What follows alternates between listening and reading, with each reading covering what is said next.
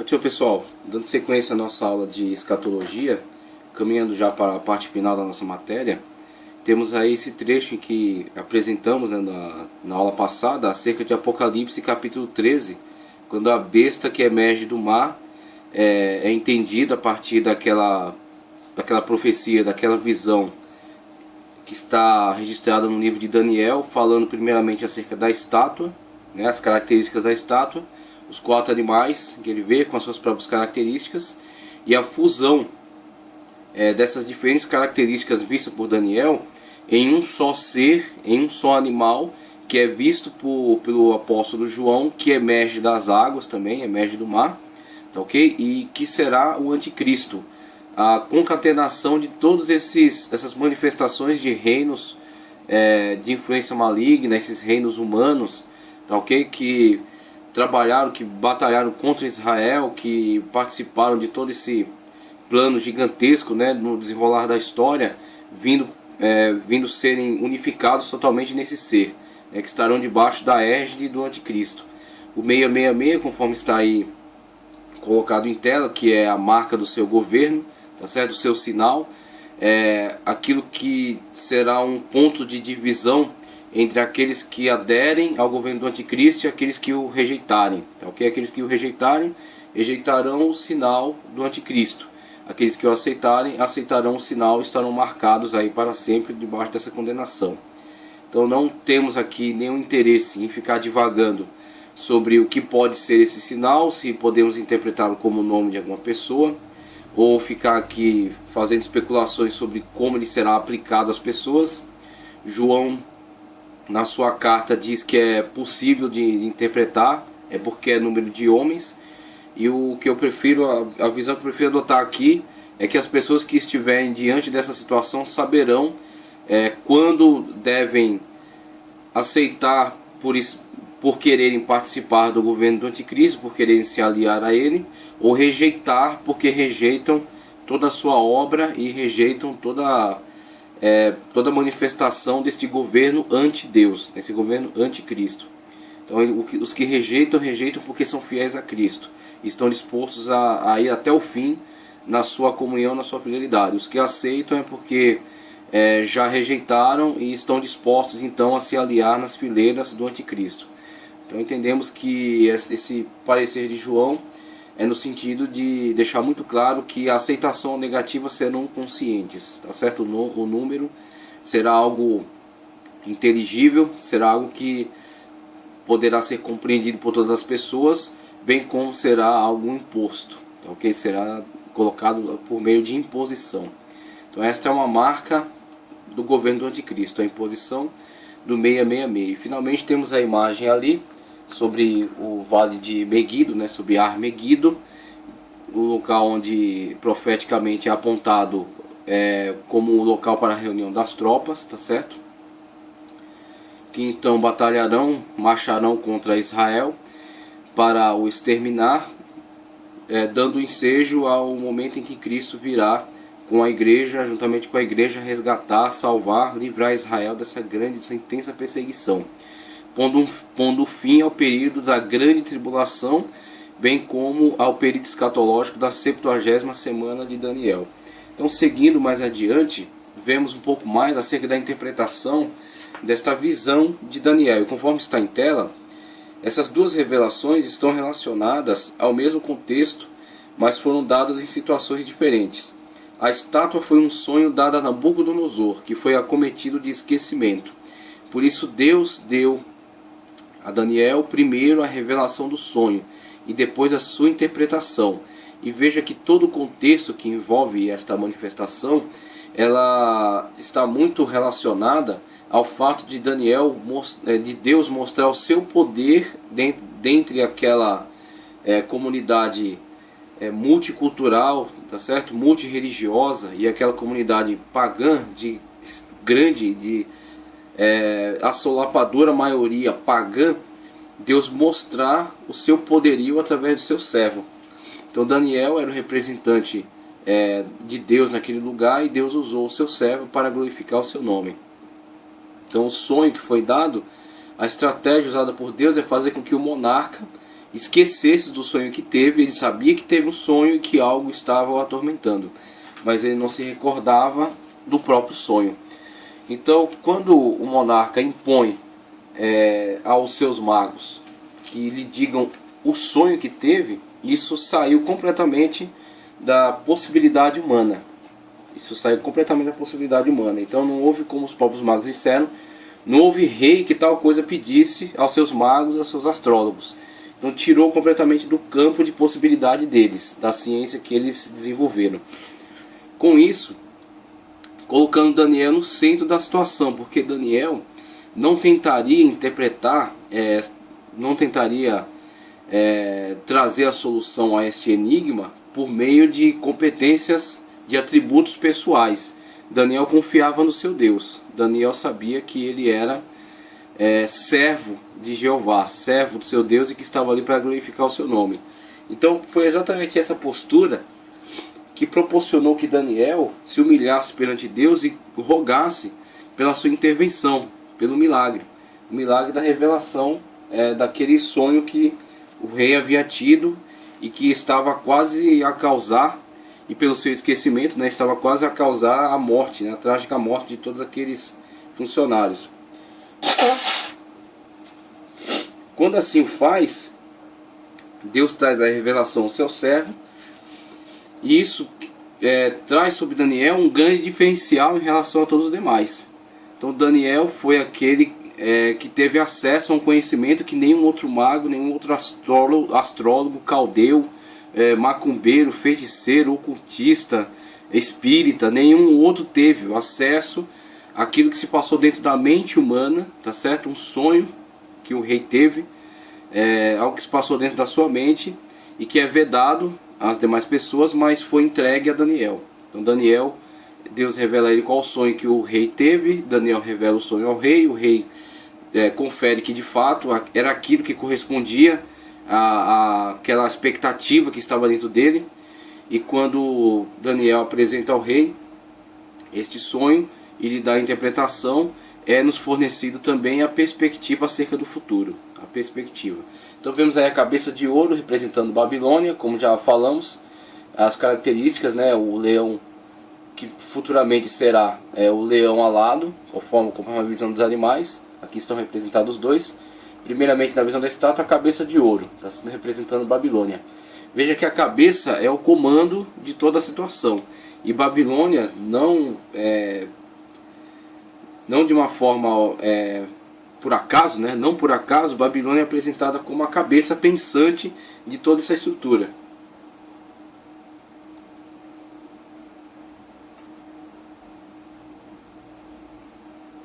Mesmo que ela seja sucedida por alguns impérios que foram maiores do que ela, que tiveram mais poderio bélico, poderio político, dominação territorial, mas a mentalidade babilônica é o que está por trás dos demais governos. Então veja que Babilônia é tipificada aqui como a cabeça pensante de toda essa estrutura. Tá ok? Aí vemos na continuidade aí a Média e a Pérsia, tá certo? A Média e a Pérsia, com os braços e peito de prata. A Grécia, tá certo? A Grécia, como o ventre de bronze, tá certo? O Império Macedônico de Alexandre. Depois as pernas de ferro e pés de ferro e barro. Aí temos as pernas de ferro, Roma, e depois os pés de ferro e barro, a Roma ressurreta. Porque grande parte estrutural das nações atuais tem heranças de Roma dentro delas. Então, principalmente na questão da legislação, tá certo? A legislação romana é uma herança cultural do Ocidente. Então isso foi transmitido para as nações que se formaram a partir dos reinos bárbaros. Quando Roma caiu, em decorrência do ataque frequente destes, a Igreja Católica ficou como uma instituição mantenedora das tradições antigas da cultura romana. Por isso até que adota o nome de Igreja Católica Apostólica Romana, tá certo? E por meio dessa importante instituição, a cultura romana, bem como a sua legislação, os seus autores clássicos, são transmitidos aos novos reinos que se estabelecerão e fundarão os atuais países da Europa, tá certo? Os germanos, os gauleses, os visigodos, ostrogodos, os alamos, os hunos, diversas nações bárbaras da antiguidade que povoaram este continente e que ao longo da história foram constituindo-se em reinos, nações, e são os atuais países, e tem na sua cultura parte dessa herança cultural romana. Então vemos a primeira estrutura, as pernas de ferro, mas na última as pernas de ferro e barro. Há algo de ferro lá, mas também há algo frágil, né? Algo frágil, algo que não possibilita uma unificação plena, completa, porque é barro, então o barro não tem liga com o ferro. Então esse pés de ferro e barro, ao mesmo tempo que ele tem algo forte, ele tem algo que é fragmentário, que pode ser facilmente quebrado. Então vemos aí os atuais países, as suas divisões, as tentativas de unificação, os insucessos, né, alguns sucessos, mas não duradouro, e a futura unificação dessa estrutura no governo do anticristo, quando então ele assumirá as características de cada característica dessa individual, ele assumirá isso numa conjuntura e se porá como rei, como imperador de toda essa estrutura, que foi visualizada aí na estátua de Nabucodonosor, e depois no sonho dos animais, quando Daniel os vê especificamente. Babilônia, entre 606 a.C. e 539 a.C., o leão alado, tá certo? Que é posto sobre seus pés, ele dado no coração humano e é lhe tirado as asas. O urso que se levanta com 3 costelas na boca, né? Que são 3 reinos que ele derrubou para estabelecer o seu poder. Então temos aí a Medopécia, de 538 a 391 a.C. A Grécia, ok, de Alexandre Magno, né? Império Macedônico, que alcançou uma extensão extraordinária e que tinha uma mobilização extremamente rápida, né? Com muita rapidez ele se estabeleceu com uma hegemonia mundial, tá, ok? Então temos a Grécia de 338 a.C. até 168 a.C. E finalmente o animal terrível visto por Daniel, que não pode ser descrito, né? Não pode ser descrito de forma específica, estava bem à frente da época de Daniel, mas que já foi revelado a ele acerca do momento em que esse animal ia se levantar e ia derrubar o Império Grego, o Império Macedônico, que estava reinando até então. E este império é o Império Romano, de 168 a 476 depois de Cristo, tá, ok? 168 a.C. a 476 depois de Cristo, Império Romano. Então vemos aí a conjuntura da revelação dada por Deus a Daniel.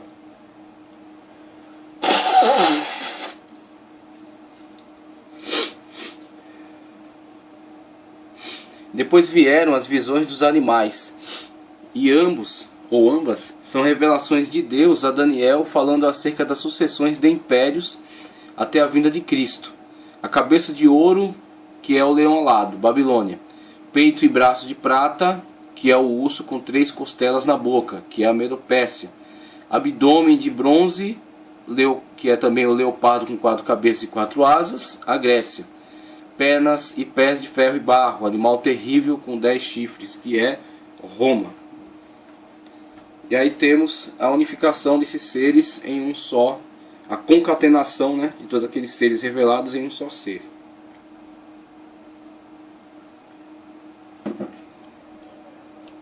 A visão que Daniel teve acerca dos animais e a interpretação sobre o sonho da estátua de Nabucodonosor está intimamente relacionada com a visão que João tem em Apocalipse 13, 1 e 2.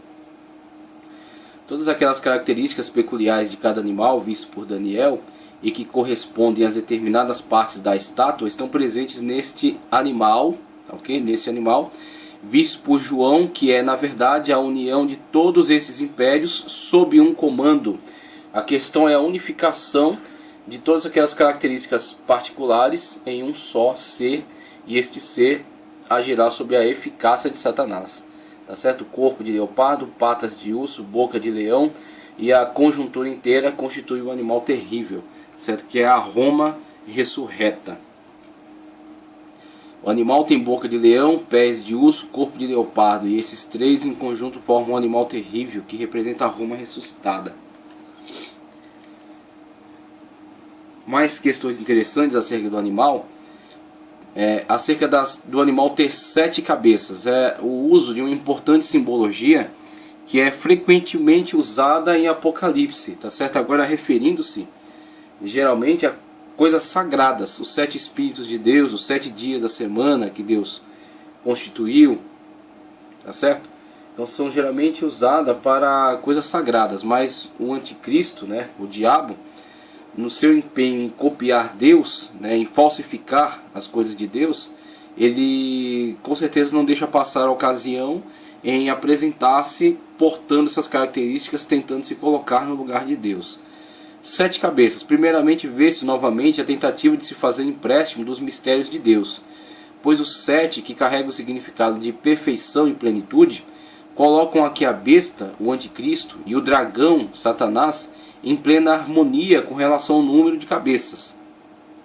O dragão tem 7 cabeças, e a besta que sobe do mar também tem 7 cabeças. Como se dissesse, assim como Cristo tinha a plenitude do Pai, a besta carrega a plenitude do poder de Satanás. Então essa é a questão. A questão é igualar a besta, tá certo? Igualar a besta a Satanás. Satanás, como é descrito naquela visão do dragão vermelho, que é a antiga serpente, que arrastou após si com a sua cauda a terça parte das estrelas do céu.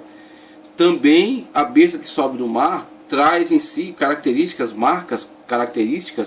do próprio Satanás, porque ele é o Messias de Satanás, tá certo? Satanás está aí agindo com empenho, né, nesse momento em que ele é derrubado do céu à terra e que ele sabe que tem pouco tempo, e ele age aí em perseguição, em violência contra todos aqueles que são da parte de Deus, e a besta que será o seu emissário, tá certo? Que será o seu avatar, vamos colocar até assim, será usada por ele, manipulada por ele, ela traz em si as marcas do seu Senhor, do seu Deus, né? Ao Deus a quem ele serve. Em Apocalipse 17, 9 ao 11, o anjo traz outro enfoque acerca desta visão, o que põe a visão profética em plena sintonia com a época do próprio apóstolo, e aponta para o futuro, deixando claro que esta besta é a continuação da mesma potestade demoníaca que ora age por meio do império sob o qual a igreja era perseguida a seu tempo, o Império Romano. E essa situação que a partir de agora vai ser descrita, ela nos fala de uma característica que não é nova. Ao longo de toda a Sagrada Escritura houveram profecias que tinham tais características. Em algum lugar no livro Guia Profético para o Fim dos Tempos, o autor, de uma forma bastante inteligente, ele nos dá um exemplo para tipificar este uso profético, falando acerca de falso cume. Quando você vê uma cadeia de montanhas, uma pessoa que pratica alpinismo, e ela persegue o objetivo de chegar até o cume da montanha, se ela não tomar cuidado, da perspectiva em que ela olhar, ela acaba visualizando um falso cume. Então ela se dirige até o cume daquele monte, mas quando chegando mais acima, observa que na cadeia de montanhas aquele não é o maior cume, mas simplesmente parecia ser para ele por causa da perspectiva em que ele estava olhando. Quando ele consegue subir a um lugar mais alto e ter uma melhor perspectiva panorâmica da área, ele vê que o outro cume na verdade é maior do que aquele. Então essa questão profética acerca de visualizar uma época presente, mas com um apontamento escatológico para o futuro, é como essa situação do falso cume. Existe um cume ao se alcançar, um objetivo a se alcançar na época contemporânea do autor, mas esse objetivo não conclui toda a mensagem. Ele não esgota todo o alcance da profecia. Ele é algo que está situado para aquele momento, para aquela circunstância, né, para a época contemporânea, né?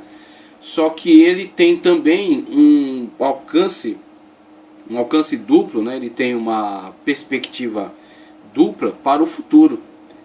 Ao mesmo tempo que ele fala de algo contemporâneo, ele está guardando também algum mistério, está guardando também alguma perspectiva escatológica. Então vemos aqui João falar de algo que está acontecendo na época dele, com relação ao Império Romano, do qual ele está participando, né? Ele está incluído no Império Romano, sendo perseguido por ele, né? por amor ao Evangelho. Mas ao mesmo tempo que ele fala do Império Romano da sua época, ele fala de um período escatológico em que o anticristo será, na verdade, a ressurreição do Império Romano. ele será a ressurreição dessa estrutura, tá ok? Então temos uma profecia de duplo alcance, temos aqui aquilo que em Guia Profético Guia Profético para o Fim dos Tempos é nos exemplificado com essa questão do falso cume. Então temos aqui a palavra do apóstolo João. Aqui está o sentido que tem sabedoria. As 7 cabeças são 7 montes, sobre os quais a mulher está assentada. São também 7 reis, dos quais caíram 5, um existe e o outro ainda não chegou. Mas quando chegar tem que durar pouco.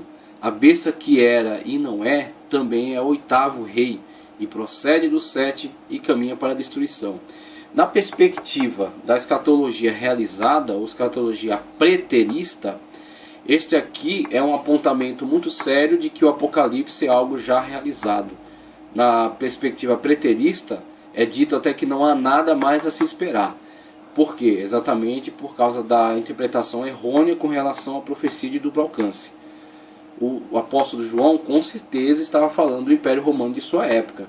E aí existem muitas correntes teológicas que apontam essa descrição dos 7 montes como uma analogia geográfica à cidade de Roma, com as 7 montanhas que cercam a cidade, tá certo? E no caso, no primeiro momento, fala acerca desta mulher, né, que está assentada nesse determinado local, tanto tratando acerca vamos dizer assim, uma exemplificação, uma tipologia acerca de Roma, né, da senhora dos povos de Roma, quanto futuramente alguns vão apontar essa profecia como uma descrição de uma instituição religiosa vinculada a Roma.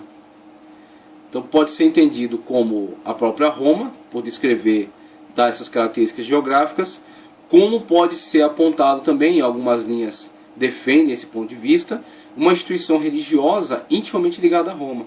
Uma instituição religiosa, inclusive, que se fez mantenedora da cultura romana, transmissora da tradição romana.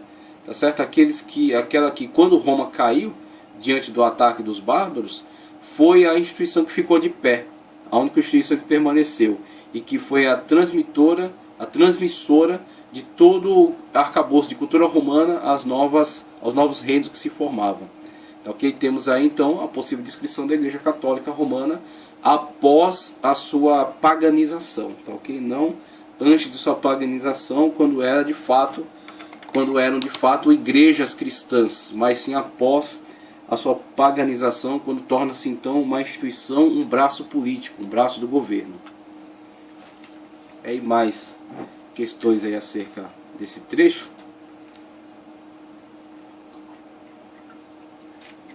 Veja só.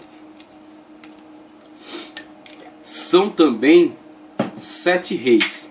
Esse trecho. São também 7 reis, dos quais caíram 5. Um existe e o outro ainda não chegou. E quando chegar, tem de durar pouco. E a besta que era e não é, também é ele o 8º rei. E procede dos 7 e caminha para a destruição. Então temos aí uma abordagem que relaciona o anticristo àquele sistema de poder, tá certo? Numa continuidade histórica, mas diz também que este rei que pertence àquela linha de continuidade histórica, ele é o 8º, ou seja, ele ainda virá, ele não veio, ele não está presente ainda, mas ele será. Ele é o 8º rei, só que ele caminhará para a destruição. E essa destruição pode ser entendida exatamente como esse período curto de reino do anticristo, de ação do anticristo, que será logo interrompida pela intervenção de Cristo na guerra do Armagedon. Tá, ok? Então temos aí o 8º rei como sendo procedente desses 7, né? Como sendo procedente desses 7, mas ele não tendo um vasto período de influência, um vasto período de intervenção, ele caminhando para a destruição. Então, ao mesmo tempo que João faz uma ligação bastante evidente com as linhas sucessórias de reis da sua época, ele deixa aí dentro desse mesmo apontamento, ele deixa algo que está como previsto para cumprimento futuro. Ao mesmo tempo que existe um elo de ligação, existe também um hiato para a realização, para o cumprimento total disso. Existe um relacionamento com aquilo que está acontecendo contemporaneamente, mas existe também um hiato de realização total que está previsto para o período escatológico. Então o que acontece? Este rei que virá, ele não é desconectado desses reis que já foram. Este rei que virá, ele vem numa continuidade a este sistema de governo. Uma continuidade a esse sistema que se levantou desde Babilônia, tá certo? Que foi sendo transmitido a outros imperadores, a outros reis, a outros sistemas políticos, que mesmo que diferentes, que com outra ação, mesmo que substituindo aquele, são na verdade também seus sucessores, tá certo? E que serão completamente unificados na pessoa deste rei que virá, o oitavo. Então o oitavo que virá, ele vem com um tempo após, mas ele não está completamente desconectado daqueles. Porque na visão que João teve do animal, o animal traz a característica de todos aqueles. Então todos aqueles que um dia se levantaram e sucederam uns aos outros, novamente virão para o período escatológico completamente reunidos neste personagem. E esse personagem, conforme João está indicando na leitura, é também o oitavo, ou seja, é na linha de continuidade daqueles. Então existe algo que está ligado à época contemporânea, e existe algo que aguarda cumprimento para o tempo escatológico, para o futuro. Por isso a questão da profecia da visão de dois cumes, o falso cume, né? Existe um cume que está se realizando ali, mas existe, quando se chega ao cume dele, quando se chega ao momento que pode-se ter uma visão panorâmica, vê-se que há algo ainda a cumprir-se para o futuro. Há um cume maior ainda a se alcançar. Então temos aí os 5 reis que caíram, o que existe e o que durará pouco, podem ser identificados como monarcas romanos anteriores, atuais a João e posterior ao mesmo apóstolo. Também o anticristo, que é a besta que estamos analisando, é o oitavo, ou seja, a continuação desse sistema maligno já vigente.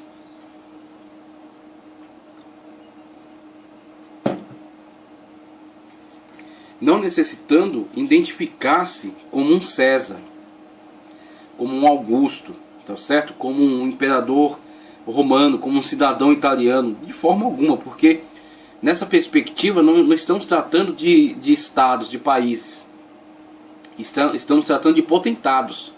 Então esses potentados que se levantam, independentemente sob a bandeira que estejam, independentemente da língua que falem, da religião que adotem, do sistema governamental que professem, da ideologia que defendam, independentemente disso, são simplesmente multiformes a atuação de um só personagem.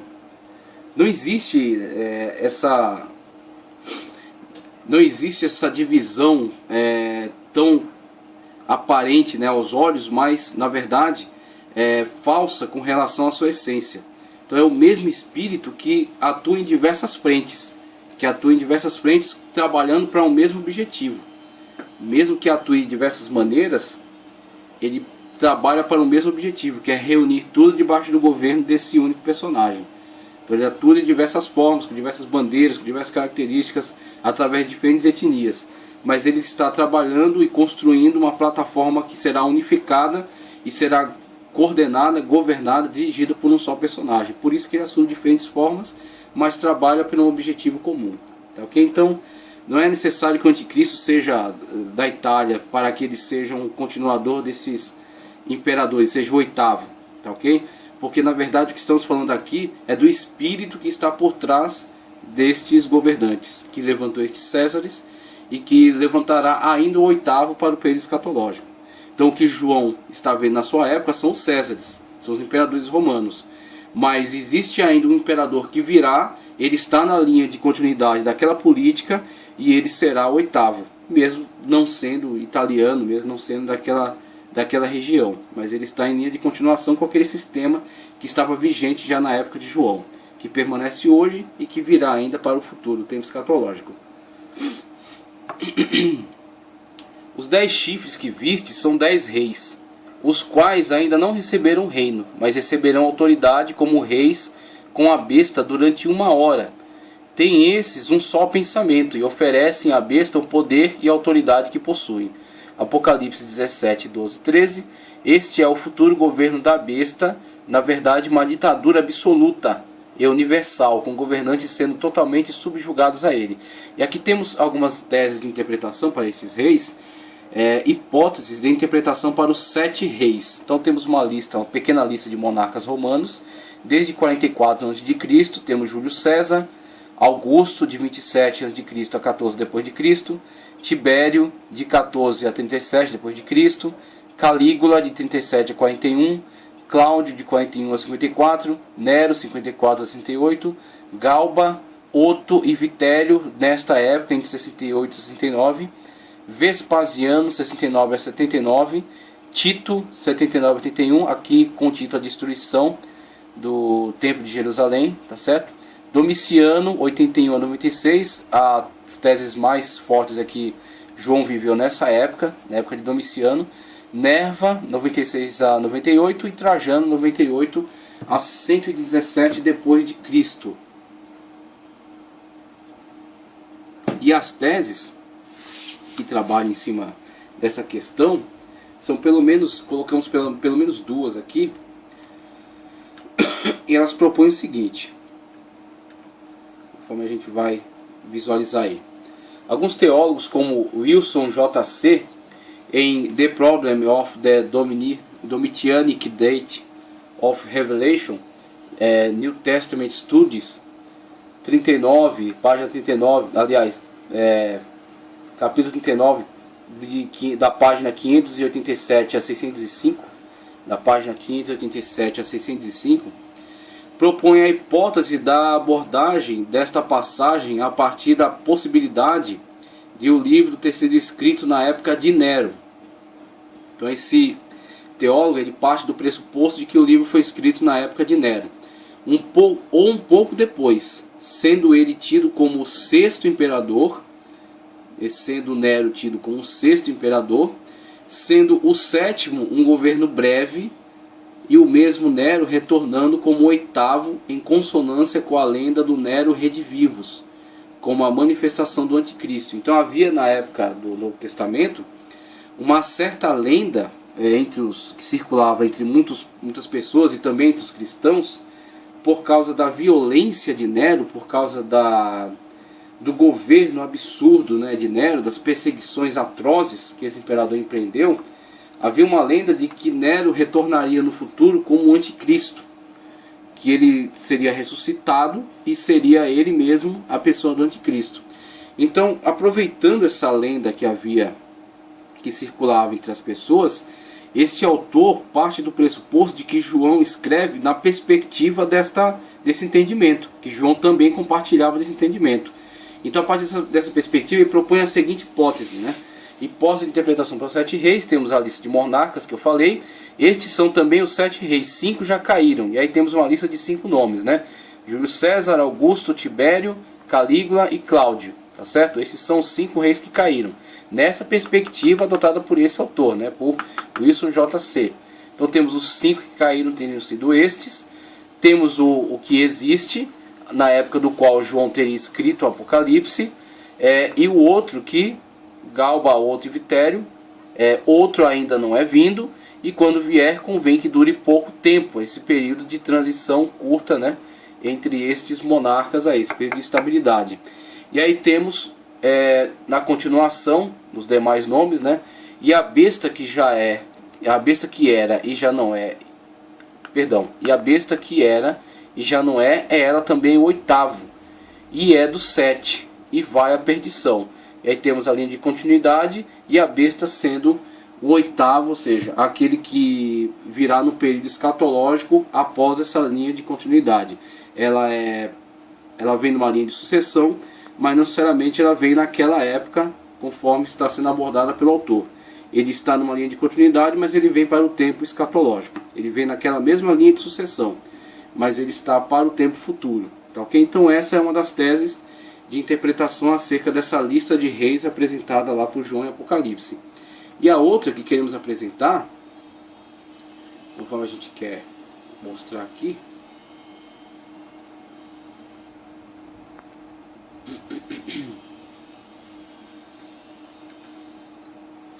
Outros como Balkan R em The Theology of the Book of Revelation, Cambridge University Press, propõem que o número 7, como nas demais passagens em que é abordado em Apocalipse, também aqui é um número simbólico que traz a ideia da totalidade dos reis e do sistema romano, sendo admitida a possibilidade de o livro ter sido escrito na época de Domiciano, que aliás é o que a maioria dos historiadores aponta, né? A arqueologia e os historiadores apontam a época de Domiciano para a possível época da produção do livro de Apocalipse, né?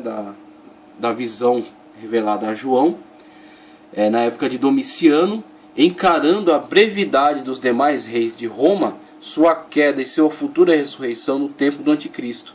Então temos aí a visão anterior, que abordava essas descrições de uma forma mais literal, mas como já falamos, apesar do pré-tribulacionismo, pré-milenismo, dispensacionalista, priorizar, né, dar mais ênfase ao literalismo, isso não significa que a alegoria está completamente descartada.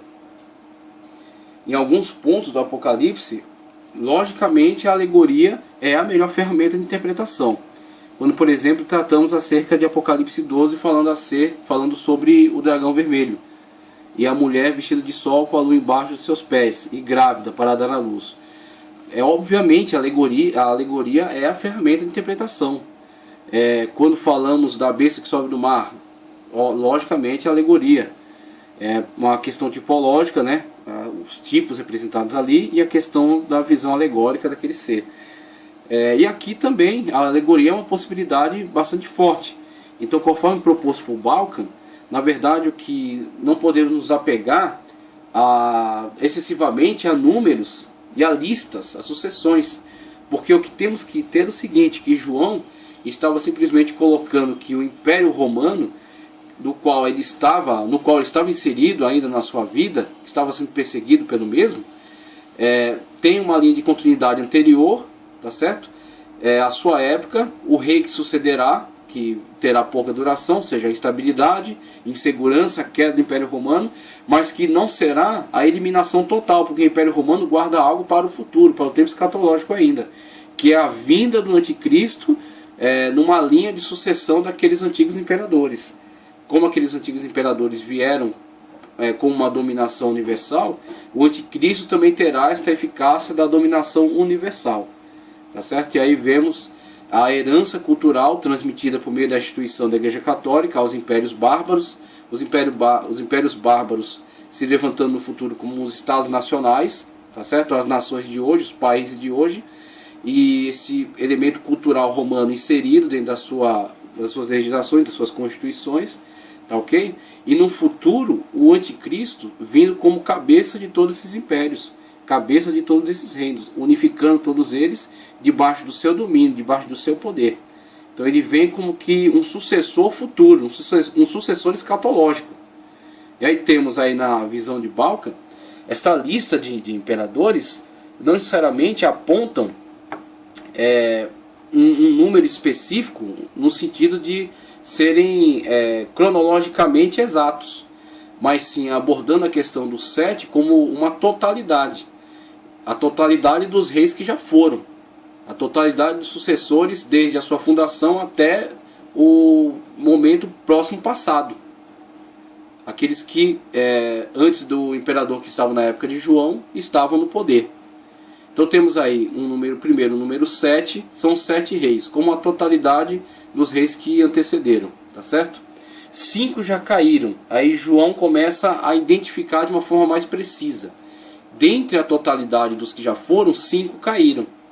E aí os 5 caíram podemos até apontar Tibério, 14 a 37 depois de Cristo, Calígula, 37 a 41 depois de Cristo. Interessante que Cristo nasce na época de Tibério, né? Cristo nasce na época de Tibério. E aí vemos aí Tibério. Então Cristo viveu nessa época aqui, viveu na época de Tibério. Calígula, 37 a 41, depois de Cristo, Cláudio 41 a 54 depois de Cristo, Nero 54 a 68 depois de Cristo. E aí temos uma sucessão aqui de reis, uma sucessão de reis de Galba, Otto e Vitério, 68, todos nessa época aqui.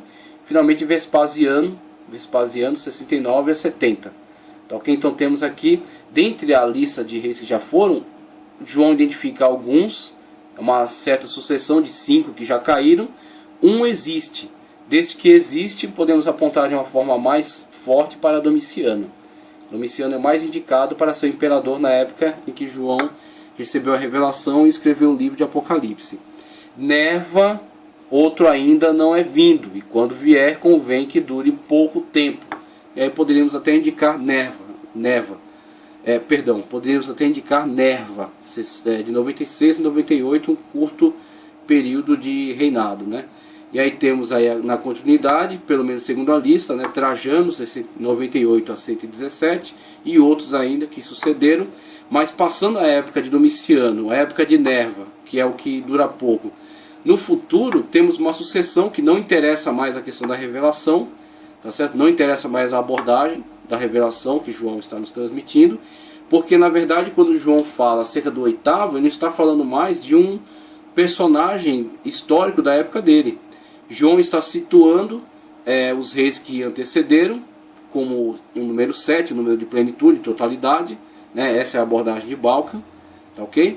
Está abordando 5 como uma especificação dentro dessa abordagem mais ampla. Dentre os 7, dentre a totalidade dos que já foram, 5 caíram. Um existe, e podemos apontar com o Domiciano. O outro vem, mas dura pouco. E o oitavo, quando ele se volta para o oitavo, já é a questão da abordagem do falso cume.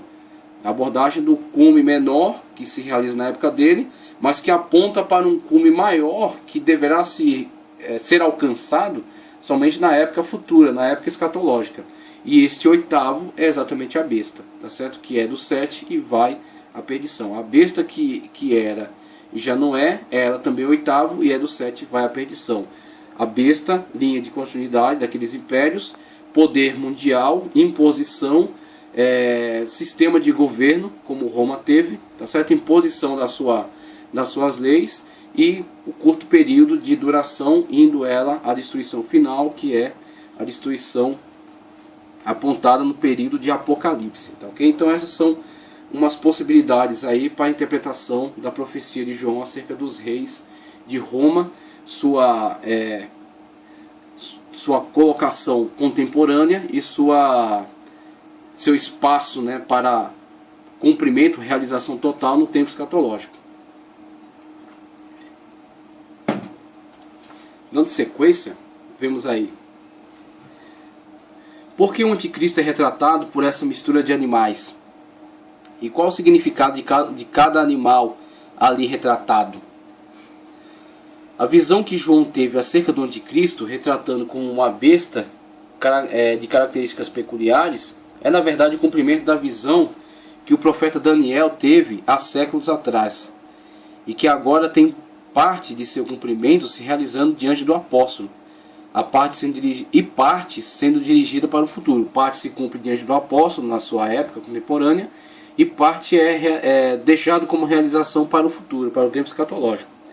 Então João, Apocalipse 13:2, em João é apenas um animal, que tem corpo de leopardo, patas de urso e boca de leão. Na verdade, o conjunto desses 3 animais forma o 4º animal visto por Daniel, e que ele chama de terrível. E em Daniel 7, de 1 ao 8, você viu, Daniel viu os 4 animais separadamente. Primeiro o leão, que era alado, mas perde as asas. Depois o urso com 3 costelas na boca, a quem é dito que devore muita carne.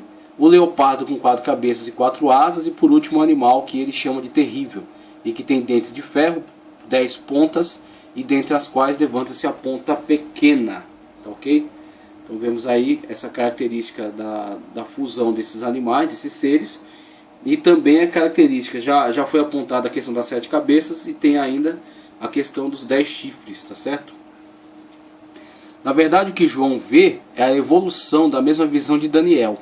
Cada característica de animal simboliza um império que é vencido e sucedido por outro. Daniel os vê separados, pois a profecia ainda não estava cumprida. Ele vivia no tempo em que era retratado pelo urso. João os vê mesclados numa mesma besta, pois profeticamente ele vê a consumação da profecia com todos esses reinos sendo incorporados, né?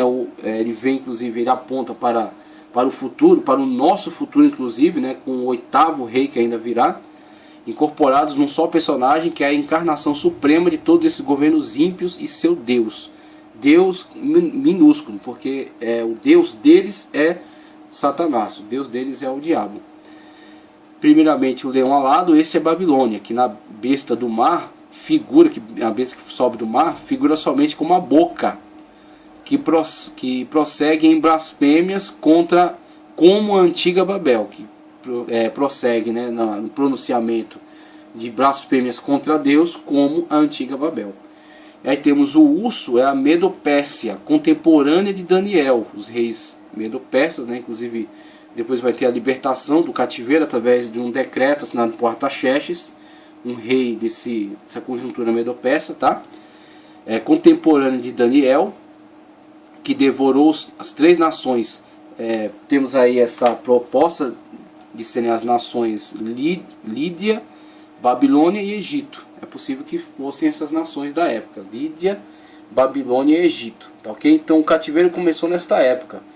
Na época de Daniel, na época do urso, né, tipificada pelo urso, Medo-Persa, Daniel teve as visões, tá ok? E na continuidade, Daniel fala acerca desses outros seres que ainda virão.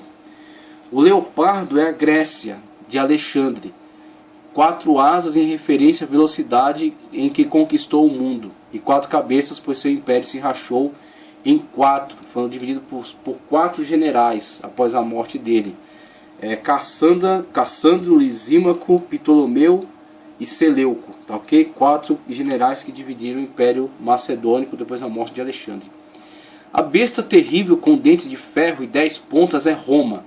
A ponta pequena é mais uma referência ao anticristo, que é o consumador deste sistema ímpio, tá certo? O 4º animal terrível, é também a concatenação de todos esses seres naquele ser visto por João, que emerge do mar. Aí temos a plataforma do governo do anticristo. A questão da plataforma do governo do anticristo. Deixa eu só visualizar. Pronto. A plataforma do governo do anticristo.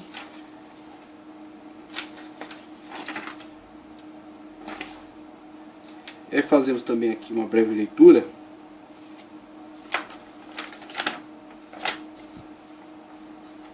Ok. Logo a gente vai fazer uma leitura aqui. Primeiramente vamos ver aqui a proposta aqui do slide. A plataforma do governo do anticristo. O anticristo usará todos os artifícios, quer naturais, quer sobrenaturais, visando na sua plataforma de governo. Promoção da mentira. O anticristo ainda não é manifestado, todavia os anticristos já estão presentes em nosso meio. Tem encontrado grandes facilidades com a promoção e divulgação de mentiras e de informações diversas, que atualmente, graças à internet, mas não somente a internet, as diversas mídias, né, de televisão, de rádio, né, tem propagado tanto coisas boas, né, coisas úteis, coisas que edificam, que melhoram a sociedade, quanto banalidades, promiscuidades, mentiras, né, depravação. Tem sido um veículo usado tanto para questões boas, né, questões que vêm a trazer evolução, como questões que vêm a trazer degradação. Então essa plataforma ela tem sido usada de uma forma ambígua, mas em alguns setores tem sido completamente vamos dizer assim, unificado, né? Tem se estabelecido uma hegemonia, como por exemplo as mídias de televisão, entre um grupo pequeno de coordenadores, um grupo pequeno de dominadores dentro daquela plataforma, que tem se empenhado em propagar as suas ideias, tem se empenhado em propagar o seu ponto de vista, e propagar o seu ponto de vista de uma forma diversificada, através do noticiário, por exemplo, que escolhe, né, que da preferência a um tipo de notícia, da preferência a um tipo de comunicados, que não dá a notícia abordando diversos lados da questão, mas apenas um dos lados, né? Então temos aí a questão das mídias, principalmente da mídia de televisão, sendo governada por um grupo pequeno. E aí temos as mídias da internet, que são mais amplas, têm mais espaço, inclusive dão mais oportunidade à manifestação de lados contraditórios, né? Então tem sido mais democrática, mas que não sabemos até quando pode durar. Ainda tem havido espaço para a propagação de ideias de uma forma livre. Por exemplo, o vídeo que estou gravando eu posso colocar na internet tranquilamente, mas não sabemos também até quando teremos essa liberdade. Talvez, num futuro breve, haverá cerceamento aí de oportunidade para divulgação, para propagação de ideias na internet. Então, por enquanto, tem sido uma ferramenta ampla de divulgação, tanto daquilo que é bom quanto daquilo que é ruim. Infelizmente, por causa da própria condição humana, aquilo que é ruim tem tido um efeito talvez mais forte, né? Tem atraído mais. Mas, enquanto ainda temos espaço, temos que utilizá-lo. A promoção do pecado. O que é o pecado? O pecado é atentado contra Deus, contra a sua lei. Então, quando falamos da promoção do pecado, falamos de políticas, tá certo? Ações políticas, governos, ações governamentais que interferem na questão religiosa, na questão bíblica, na questão da fé, tá certo? E que tem tentado impor um comportamento, impor uma determinada ideologia que atente contra a lei de Deus e que leve uma grande massa a estar em ação de pecado contra Deus e oprimam, né, e coajam aqueles grupos que são fiéis à palavra de Deus, os coloquem numa situação de contradição em relação ao Estado. De tal forma que para viverem a sua fé tem que estar em contradição com a imposição de alguns pequenos grupos que estão à frente, encabeçando, liderando o Estado. Então é esse que é o problema. O problema não é esses grupos existirem por si mesmos. O problema é a imposição e a interferência desses grupos na questão da liberdade de exercer a sua fé e viver a sua fé. Tá ok?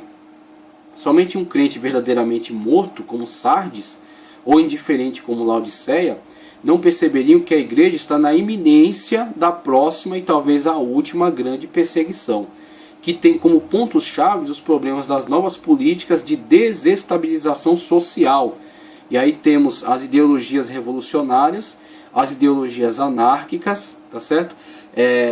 A entrada na nossa sociedade de ideologias da nova era, tá certo? A questão da nova era, uma nova forma de religião, uma religião maleável, uma religião adaptável, uma religião sincrética, tá certo? Sem nenhuma definição específica, e uma religião que venha tentar impor essa visão de mundo, onde não existe uma verdade absoluta, não existe uma verdade universal. E a partir desse momento que não existe uma verdade universal, absoluta, tudo é relativo. A partir dessa relativização da verdade, essa relativização da religião, da fé, temos aí então uma forma de coerção sobre esses grupos que entendem ser, por exemplo, a Bíblia uma verdade definitiva. A Bíblia, a revelação divina. Quando Cristo fala que Ele é a verdade, por exemplo, né, e entendemos isso como uma verdade absoluta, o que é contraditado por grupos que entendem que as coisas têm que ser encaradas a partir de um relativismo total. Então, tudo é relativo. Essa verdade é a sua verdade, mas não é a minha verdade. Então, logo, isso acaba aqui por ser imposto através de personagens no governo, partidos políticos que têm ganho poder e têm imposto essa forma de visão através de material escolar, através de programas de televisão, através de programas educacionais, tá sendo através de políticas de Estado. Então esse é o problema que tem se levantado e tem combatido contra a fé. Mesmo que aqui ainda não tenha tido levante armado contra a igreja, tem havido um levante ideológico muito forte, muito pesado. Inclusive uma tentativa de doutrinação das crianças nas instituições escolares. Uma atitude revolucionária. Aí tem a questão comunista, que é alimentada pelo ateísmo desde a sua essência, né? Alimentada pelo ateísmo de Karl Marx, por exemplo, de Engels, tá ok? Então, alimentada pelo ateísmo desses dois personagens, fundaram uma sociedade que é baseada nesse tipo de ciência ateia, que não podemos dizer que eles têm a prerrogativa de serem eles os cientistas de fato, porque existem uma gama de cientistas que não negam a veracidade da divindade, tá certo? Tanto Deus, conforme a tradição judaico-cristã, como outros deuses, né? Outras religiões que professam a sua crença na inteligência condutora de todo o processo de criação, que professam sua crença em Deus, tá certo? Mas que são contrariados, são combatidos por essa visão materialista. Inclusive tem o Tratado de Materialismo Histórico de Karl Marx, reinterpretando toda a história da humanidade a partir dessa perspectiva anti-sobrenatural, essa perspectiva anti-Deus, tá ok? E os partidos que têm subido ao poder têm procurado colocar a sua política de uma forma disfarçada, mas atuante. Então eles não se voltam de uma forma declarada, pelo menos os mais moderados que estão à frente do poder, não se manifestam de uma forma declarada contra Deus, por causa da massa populacional que é a favor, tá ok? Que tem religiosidade ainda, que tem crença em Deus. Então eles disfarçam o seu discurso, não colocam isso de forma clara, mas por baixo do pano vão empreendendo uma forma de educação, uma forma de política de Estado que vai alimentando as gerações com essa ideia. E temos uma geração atual que em relação à geração anterior já está bastante prejudicada com relação à sua fé, com relação à sua crença em Deus e com relação à sua estrutura social. Uma sociedade que está destruída, porque tem abandonado padrões éticos e morais que estão fundamentados na Sagrada Escritura, tá certo? Se não existe Deus, não existe punição. Deus existe, eu sei, você sabe que Ele existe, tá ok? Nós cremos em Deus, e nós sabemos que o Senhor é misericordioso, o Senhor é amoroso, mas o Senhor também é justo, e que o Senhor vai trazer punição sobre aqueles que atentarem contra a sua lei, aqueles que estiverem em atitude de rebelião contra Ele, em atitude de pecado, tá certo? Com relação ao adultério, com relação à promiscuidade, com relação ao roubo, ao assassinato, à morte, tudo aquilo que tem se propagado pela sociedade, destruído, desestabilizado o mundo, tá ok? Atitudes essas que são tomadas dentro de uma sociedade que abandonou completamente o seu referencial. Então, se Deus não é um referencial na sociedade, se as leis de Deus não valem mais nada, então o homem não tem um referencial, não tem uma motivação para viver esse tipo de referencial moral e ético e para controlar a si mesmo, para regrar-se, né? Comportar-se de uma forma regrada. Por que respeitar o próximo se na verdade não existe meu próximo? Na verdade o que existe é uma evolução natural, uma evolução randômica, né? Não orientada, não existe uma inteligência por trás das coisas, não há propósito para a minha vida, como diz o existencialismo, tá ok? Então o que existe é uma guerra, né?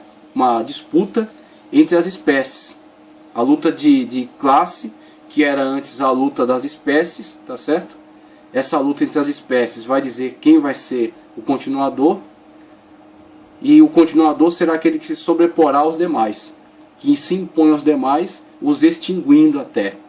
Então isso que era aplicado às espécies no processo evolutivo, ele é aplicado hoje à sociedade, como vemos aí através da propagação do darwinismo, tá certo? A proposta de Francis Galton, primo de Darwin, que aplica isso sobre a sociedade, e a tentativa nazista, que colocou isso para funcionar num plano político maior, a tentativa de extinção dos judeus, alimentado por esse tipo de ideologia, e isso sendo propagado hoje de uma forma sutil, de uma forma disfarçada, mas continua vivo.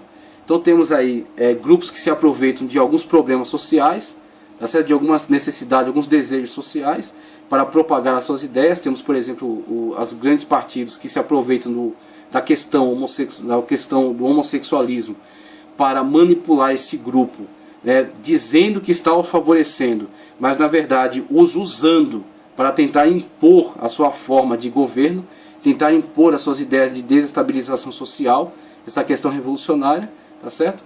E dentre esses, tanto a questão homossexual, a questão anárquica, a questão comunista, tá certo? As novas ideologias, e tudo isso numa forma de desestabilização social para o novo governo.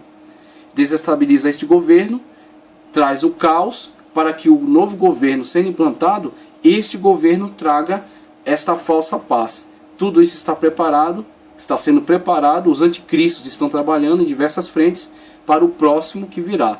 Aquele que é chamado também o 8º governante, conforme João nos aponta na sua profecia.